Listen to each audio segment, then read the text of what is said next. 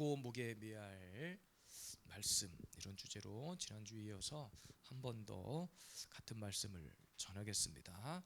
우리는 잠언을 공부하면서 확실하게 가슴에 새겨야 할 것이 있습니다. 지혜자의 길, 그러니까 말씀을 붙들고 사는 지혜자의 길이 있고, 세상을 사랑하고 세상의 것을 붙들고 사랑하는 망하는 자의 길이 있다. 두 가지 길을 항상 명심해야 됩니다. 넓은 길이 있고 좁은 길이 있다고 그랬고요.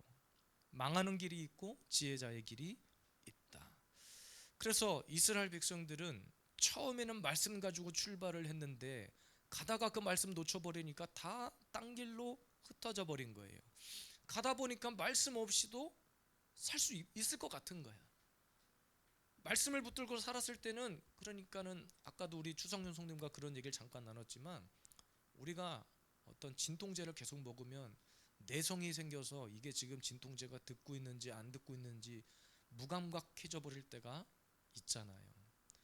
그러니까 마치 사람들이 하나님의 말씀을 그와 같이 생각하는 거예요. 말씀을 붙들고 살아야 되는데 말씀을 붙들고 살아봤고 말씀 없이도 살아봤는데 그 차이를 못 느끼는 거야. 그러니까 말씀 없이도 그냥 사라지는구나. 예배 한번 드렸는데 그냥 이곳으로도 내가 먹고 사는데 아무 문제가 없구나. 제가 어떤 교회 예를 들었어요. 굳이 목사님한테 성도들이 찾아와서 오후 예배까지, 수요 예배까지, 새벽 예배까지, 금요 예배까지 이렇게 드려야 되겠습니까? 근데 그 말을 그 목사님이 처음에는 이해를 못 하셨다는 거야. 왜 그럴까? 왜 교회 중직자 정도 되시는 분들이 저런 질문을 할까? 나중에 깨닫고 보니까 주일 성수를 본인들의 입장에서는 한 거야. 11시 예배 한번 딱 드리면 주일 성수 한 거란 말이야. 근데 그렇게 살고 수요 예배도 안 드리고 새벽 예배도 안 드리고 아무것도 안 했는데 나 사는데 아무 문제가 없다는 거지. 그냥 하나님이 그거를 하나님 갖다 붙여놓고 말을 하는 거예요. 하나님이 은혜를 주셔서 나 주일 성수 주일날 한번 예배 드려도 아무 문제 없는데 왜 굳이 목사님 그렇게 오후 시간까지 우리를 붙들어 놓으려고 하십니까? 그랬다는 거예요. 네, 여러분, 제가 참 여러 번 똑같은 말 설교하지만 하나님께서 우리를 징계하시는 몇 가지 방법이 있는데 그 중에 하나는 뭐냐면 내버려 두심이에요. 내버려 두심. 그들이 일주일에 한 번 예배, 그들이 주일 성수 11시 예배 드린 거 저는 귀하다 여깁니다. 그런데 그들이 말한 것, 그 말 중에 어떤 의미가 내포되어 있냐면 나는 한 번만 예배 드려도 천국 가는데 아무 문제 없다고 생각하는 그런 문제 의식이 심각하다는 것을 지적하는 거예요. 그러니까 하나님은 내버려 두시는 거예요. 그러니까 하나님의 가장 큰 징계는 모른 척 하시는 거예요. 그렇잖아요. 사랑하는 우리 자녀들이 있는데 우리는 보통 사랑하니까 매 때린다 그래요. 그래서 그것을 사랑의 매라고 표현하는 거예요. 그런데 매를 맞지 않았는데도 잘 살아. 아무런 부모가 특별한 관심을 주지 않았는데도 내 인생에 아무 문제가 없는 것 같아. 근데 그렇게 살아보라 이 말이에요. 처음에는 잘 살아진 것 같은데 그 끝의 결말이 어떤지를 우리는 알아야 돼요. 우리가 왜 그토록 목사님은 강단에서 말씀을 외치고 예배 드립시다, 모입시다, 성경 공부합시다, 왜 그렇게도 여러분에게 그렇게 말씀을 가르치고자 애쓰는지 생각해 보자는 거예요. 목사니까 직업의식을 갖고 그런다? 네, 여러분들 입장에서 그렇게 생각할 수 있어요. 저도 유튜브 어떤 목사님의 강의를 들어보니까 부흥하는 교회, 성장하는 교회 특징을 딱 설명했는데 교회에 무슨 프로그램이 많대. 그래서 월요일 날은 월요일이라고 또 뭐라고 불러내고 화요일 날은 화요일 날 뭐 만들어서 또 불러내고 계속 불러내는 거야. 그러니까 저도 여러분들하고 그렇게 매일 만나고 교제하고 싶어요. 근데 그렇게 한다고 해서 다가 아닌 거예요. 수요일 날 빌립 전도를 한다고 해도 안 나오실 분들은 못 나오시는 거예요. 제가 그 상황은 다 이해하고 다 알고 있습니다. 그런데 월요일 날 성경 공부합시다. 제가 여기서 성경 아카데미, 바이블 아카데미, 또 제가 아는 저와 교제하는 어떤 목사님이 한 2박 3일 정도 이렇게 바이블 리딩 코치를 하는 어떤 세미나에 저와 꼭 함께 가고 싶다고 그러셔서 참 지금 고민 중에 있는데 회비를 막 내주시겠다고 가자고 막 이러시는데 참 고민이 돼요. 가서 뭔가를 저도 새로운 세계를 깨닫고 오면 좋을 것 같긴 한데 결국에는 그걸 가지고 제가 여러분들을 또 막 우리 이건 제가 배워왔으니까 이거 합시다. 그리고 여러분들이 나와주면 고맙지만 한다고 했는데 아무도 안 나오면 어떡하냔 말이야. 또 맨날 제 아들 딸만 데리고 해요. 그것도 너무나 귀하지만 제가 개척할 때 1호 성도는 제 아내와 아들 딸, 저는 성도가 이미 4명이나 있었거든요.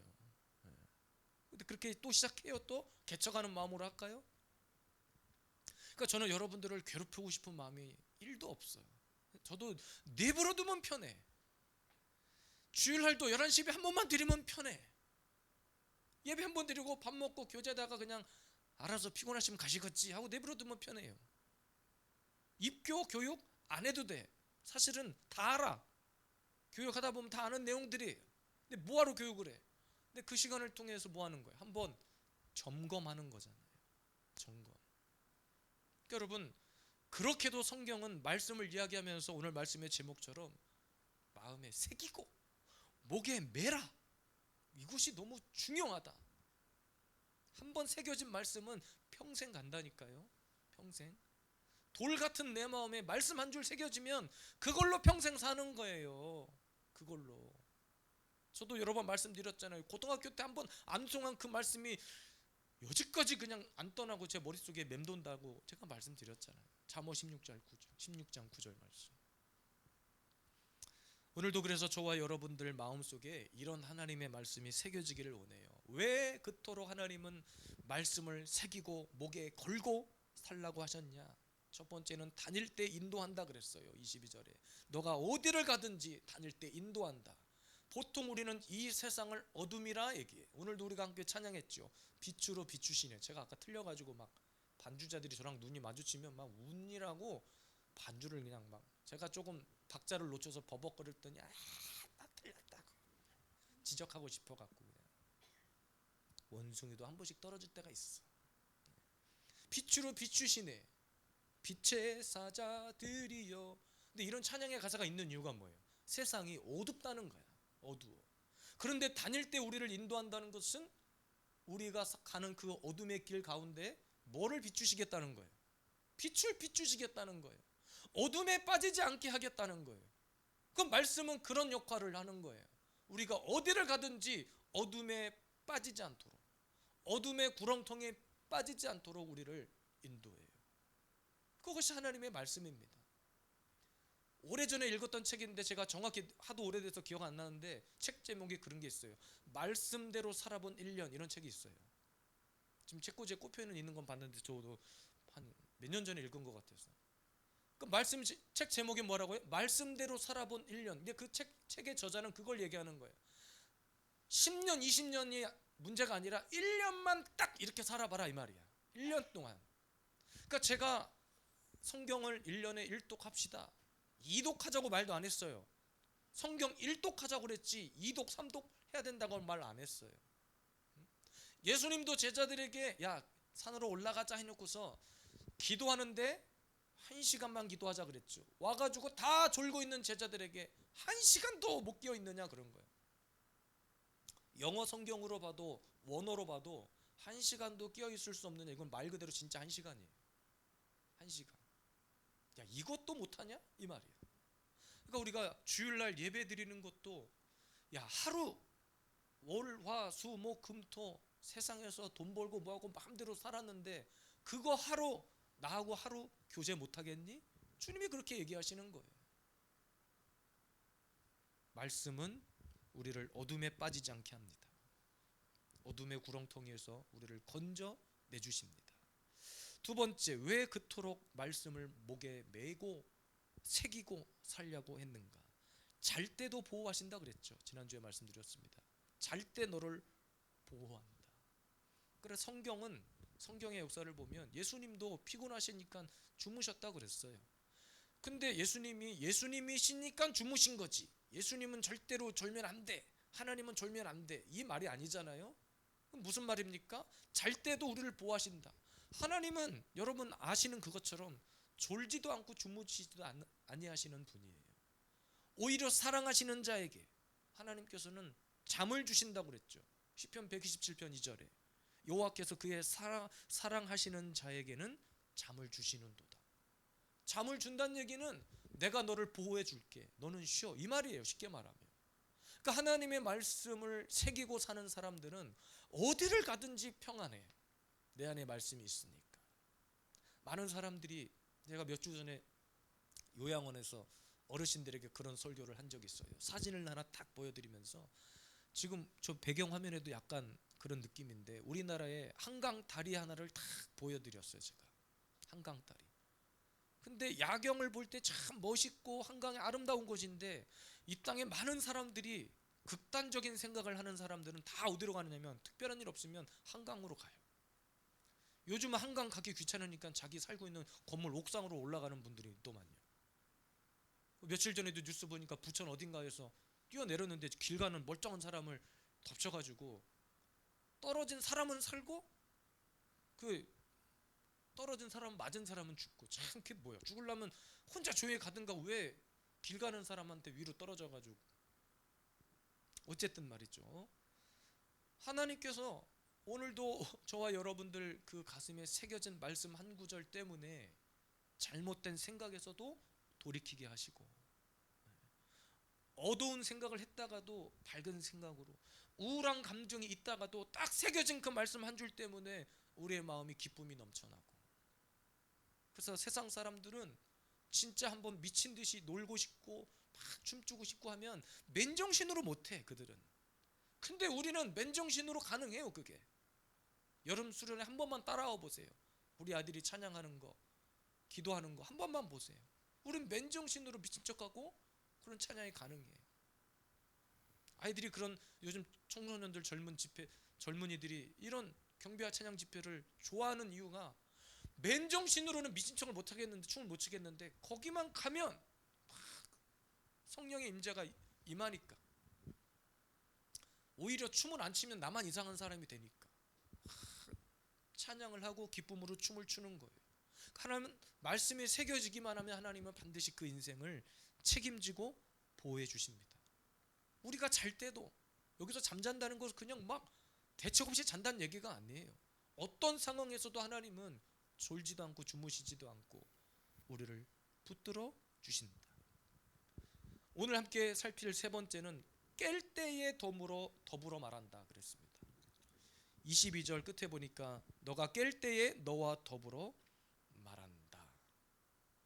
그러니까 여러분, 우리가 인생을 살면서 가장 사실 힘든 것 중에 하나는, 많은 사람들이 외로움이라고 말해요. 고독함. 혼자 계시는 그런 어르신들도 계시고, 요즘은 이렇게 한 가정, 한 부모 이런 말이 막 생겨날 정도로 혼자 살아요. 식당을 가봐도 혼밥존이 있어. 혼밥존. 이게 뭐냐면, 혼자 왔는데 4인 식탁 테이블을 다 차지하고 앉아있으면 다른 손님들이 못 들어오니까 아예 혼자 먹는 사람들 테이블을 벽 쪽으로 쫙 만들어 놓고 거기서 혼자 먹으라는 거야. 벽 보고. 그나마도 창문이라도 있는 곳은 그나마 다행이에요. 진짜 벽 보고 혼자 먹는 곳도 있어. 벽하고 대화하면서. 그러니까 혼자 살고 혼자 먹고 그런 사람. 그래서 죽을 때도 고독사라고 말합니다. 고독사. 혼자 있다가 몸이 아픈데 병원 못 가고 그냥 혼자 있다가 누구도 찾아오는 사람이 없어서 며칠 동안 막 무슨 이렇게 세금 고지서를 보냈는데 반응이 없으면 공무원들이 찾아가. 근데 이미 그때는 늦어. 문을 열고 들어가 보면 죽어 있어. 심지어는 시체 부패되어 있는 경우까지 있어. 그것을 우리는 고독사라고 그래. 그것도 그런데 그런 사람들 장례를 치를 때 또 장례를 치러줄 사람이 없어서 혼자, 그러니까 장례식장 여러 칸을 만들어 놓고서 그냥 가족 없는 무연고 장례를 치러주는 거예요. 그러니까 요즘 이런 시대가 됐단 말이에요. 그런데 여러분, 말씀을 가슴에 새기고 말씀을 목에 걸고 말씀과 함께 사는 사람은 그 말씀이 우리의 친구가 되어준다는 거예요. 깰 때에 더불어 말한다는 것은 나 혼자 허공에 대고 막 말을 혼자 하는 것이 아니라 말씀의 메아리가 나에게 돌아온다는 거예요. 나는 혼자인데, 분명 나는 혼자 있는데 말씀을 읽기만 했고 말씀을 그냥 내가 묵상만 했는데, 오늘도 주보에 기록된 말씀 딱 한 줄만 내가 그냥 입술로 이야기만 했는데 그 말씀이 응답이 되어져서, 여러분 누군가 대화할 때 말 그대로 대화라고 하는 것은 혼자서 일방적으로 말하는 거예요? 주고받는 거예요? 주고 받는 것을 우리는 대화라고 해요. 근데 기도도 마찬가지고 말씀도 마찬가지고, 내가 말씀을 선포하면 그 말씀이 반드시 나에게 돌아와요. 그래서 외롭지 않은 거야. 말씀을 나는 선포했는데 어느 순간 보니까 그 말씀이 답으로, 응답으로 나에게 돌아와. 그래서 그것을 주님은 우리의 친구가 되어주셨다, 그렇게 말씀하시는 거예요. 그렇게. 어제도 어떤 목사님의 설교를 듣는데 말씀을 선포하라는 말을 이렇게 강조하시더라고요. 100% 동의합니다. 여러분, 말씀을 속으로 읊조리는 것보다는 선포하는 게 훨씬 더 효과적이에요. 근데 선포하는 것이 조금, 이제 이 말이 선포인데, 선포는 이렇게 될지어다, 제가 축도를 할 때 이렇게 될지어다, 있을지어다 하잖아요. 이것은 선포예요. 테이프 틀어놓는 거 말고 내 말로, 여러분의 육성으로 선포하는 거예요. 누가 봐도 저 사람은 우울해, 누가 봐도 저 사람은 인생에 심각한 문제가 있어. 그런데 하나님의 말씀을 딱 선포하는 순간 저 사람의 얼굴빛이 달라져. 그 선포한 말씀을 통해서 하나님과 막 대화를 하는 거예요. 대화. 교회를 개척하면서 주신 말씀이 있었습니다. 교회 이름을 정하고 할 때 묵상하며 주신 말씀이 있었어요. 뭐 우리 교회 성도들 아시는 분 계시겠지만 베드로전서 2장 5절 말씀이거든요. 함께 읽겠습니다. 너희도 산돌같이 신령한 집으로 세워지고 예수 그리스도로 말미암아 하나님이 기쁘게 받으실 신령한 제사를 드릴 거룩한 제사장이 될지니라. 우리 교회는 어떤 교회여야 하는가? 하나님 교회를 개척합니다. 이제 첫 예배를 드려야 되는데 가정에서부터 시작했거든요. 어떻게 해야 됩니까? 교회 이름. 그래서 주신 몇 가지 것들을 쫙 정리해서 하는 중에 하나로 모아졌어요. 그게 뭐냐면 바로 이거예요. 너희도 산돌같이 신령한 집으로 세워지고. 그래서 우리 교회는 세움교회입니다. 근데 무엇으로 세워져야 될까? 짧은 것이 좋다. 그래서 그냥 세움교회였어요, 처음에는. 그런데 아무리 생각해도 뭘 어떻게 세우냐는 거야. 그런 비전이 명확하게 교회 이름 안에 들어가면 좋겠다 묵상하는데, 그 뒤에 예수 그리스도로 말미암아, 그런 거예요. 아, 예수의 이름으로 세워져야 된다. 그래서 예수 비전 세움 교회입니다. 뭐 그냥 사람들이 헷갈려가지고 마음대로 이름을 막 바꿔버리기도 하는데, 예수 세움 교회, 예수 비전 교회, 비전 세움 교회, 세움 비전 예수 교회 막 마음대로 불려버려요.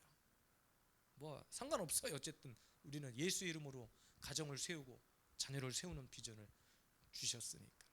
어제도 어떤 노예 선배 목사님을 만나서 식사를 하는데 무슨 얘기를 하다가 본인도 그러셨다는 거예요. 개척 초기에 이것도 가서 배워보고 저것도 좋다고 하면 배워보고 어디 가서 제자 훈련도 받아보고 다 해봤다는 거예요.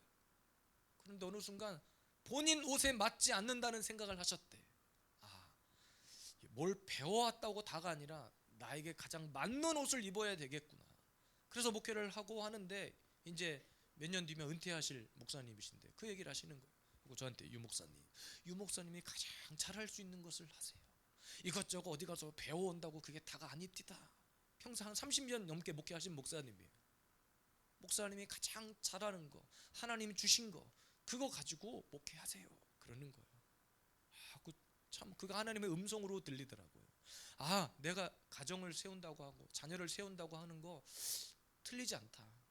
지금은 뭔가 뚜렷해 보이지 않고 그렇다고 우리 교회가 막 다음 세대들이 막 부쩍부쩍 넘쳐나는 그런 교회도 아닌데, 계속해서 지금 저는 강단에서 틈만 나면 이 비전을 선포하잖아요. 가정을 세우자, 자녀를 세우자, 다음 세대를 세우자. 저 죽고 우리 자녀들만 남았을 때 물려받은 신앙의 거룩한 유산이 있어야 될 거 아닙니까? 그 세워놓고 가야 될 거 아니에요. 돈 벌어놓고 가는 것이 아니라 믿음의 한 가정을 세워놓고 가야 될 거 아닙니까? 하나님께서 그 말씀을 저에게 주신 거예요. 그래서 우리 예수 비전 세움교회가 된 거예요. 그 비전을 가지고 지금까지 달려가고 있는 거예요. 여의도 순복음교회 한국교회 큰 부흥을 일궜던 교회도 마찬가지. 조영기 목사님도 처음부터 조영기가 아니었단 말이에요. 아니, 이름이 그것이 아니었다는 얘기가 아니라 이렇게 우리나라의 부흥의 한 역사의 획을 그는 그런 교회가 아니었단 말이에요. 처음에는. 제가 자료를 찾아보니까 조용기 목사님도 처음에 교회를 시작할 때 주신 말씀이 이거래요. 요한 3서입니다. 요한 3서 1장 2절에 사랑하는 자여 내 영혼이 잘된 같이 내가 범사에 잘되고 강건하기를 내가 간구하노라. 목회를 시작하면서 받은 말씀이었대요. 근데 여러분, 저에게 안수 기도를 받아보신 분들은 아시겠지만 제가 항상 안수 끝에 선포하는 게 있어요. 그게 바로 이 말씀이에요. 내 영혼이 잘된 같이 범사가 잘되고 강건하기를 원한다. 하나님의 말씀이 내 친구가 되어서 가는 거예요. 그래서 우리 교회는 계속 우리에게 주신 베드로전서 2장 5절 말씀을 붙들고 가는 거예요. 뚜렷하지 않아. 처음에는 힘이 보이지 않아. 나 말씀 묵상했는데, 나 말씀 암송했는데, 나 말씀을 이렇게 선포했는데 처음에는 아무것도 나타나지 않는 것 같아. 힘이. 그런데 계속해서 끊임없이 같은 말씀을 선포하고 내 의지를 드리고 마음을 딱 드리잖아요. 어느 순간 그 말씀이 나의 삶으로 돌아와 있을 때가 있어. 누가 봐도 저 사람은 망하는 인생이었고 누가 봐도 저 사람은 완전히 바닥의 인생이었는데 어느 순간 보니까 가장 행복하고 가장 뭔가 삶이 빛나고 하나님이 우리의 인생을 그렇게 바꿔주실 때가 있단 말이에요. 그러니까 우리는 끊임없이 말씀을 선포해야 됩니다. 말씀을 가슴에 새긴다는 것은 그냥 한번 나 새겨야지 하고 새기는 게 아니라 끊임없이 그 말씀을 선포하는 거야. 매일매일 다른 말씀 하지 않으셔도 괜찮아요. 여러분이 알고 있는, 여러분이 들은 말씀 떠올리셔서 계속 인생 가운데 말씀을 선포하세요.